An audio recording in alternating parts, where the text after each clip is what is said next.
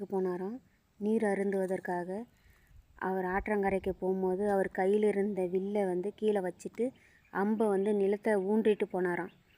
அவர் ஆற்றங்கரைக்கு போய் திரும்பி பார்க்கும்போது அந்த அம்பு ஒரு தவளை மேலே குத்தப்பட்டிருந்ததாம். இவர் பார்த்தாராம். அந்த அம்பை எடுத்துட்டு அந்த தவளையிடம் கேட்டாராம், ஏன் தவளையே, நான் குத்தும்போது நீ கத்தியிருக்கக்கூடாதா அப்படின்னு கேட்டாராம் ராமர்.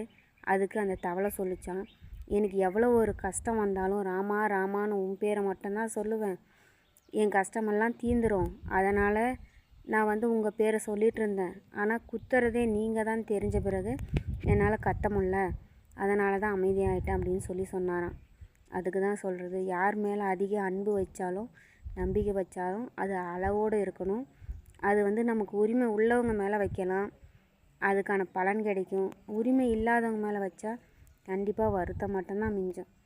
சரிங்களா? அன்புன்றது எல்லாருமே ஏற்றுக்கக்கூடியதில்லை, எல்லாருக்குமே அது கிடைக்கவும் கிடைக்காது. ஒரு சிலருக்கு நிறைய அன்பு கிடைக்கும், ஆனால் அது நம்பிக்கையான அன்பாக என்னன்னு தெரியாது. ஒரு சிலருக்கு அதிக நம்பிக்கை உள்ளவங்க கிடைப்பாங்க, ஆனால் அந்த அன்பு அவங்க பயன்படுத்திக்க மாட்டாங்க.